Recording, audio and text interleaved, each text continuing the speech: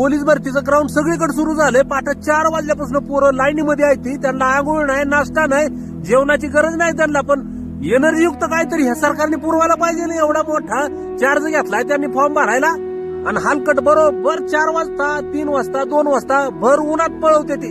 अहो एनर्जी काय ढेकळात राहायची काय? 3 वर्ष पोरांनी मेहनत केलेली आहे. दररोज 5 किलोमीटर रनिंग कापलेले आणि ती बी आउट ऑफ मारलेली आहे घरी इथं मैदानावर.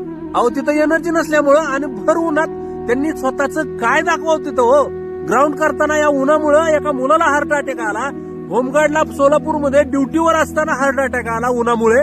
पोरांनो ताण लय घेऊ नका. उन्हामध्ये आपल्याला हार्ट अटॅक यायला लागले तर या रेमडेसिवीर आणि या व्हॅक्सिनमुळे तर आणि जास्त हार्ट अटॅकचं प्रमाण वाढलंय. आपल्या वयात सगळी मरायला लागले ती. आणि कोण गावातलं जर म्हणत असेल का नाही बापाचं पैसे बुडवलं आणि इतके दिवस जाऊन काय केलं तर त्याचा हातपाय बांधून स्वतःच्या खर्चाने मी सुद्धा त्या 1000 पैसे घालतो त्याला तिथं मी आराम करला.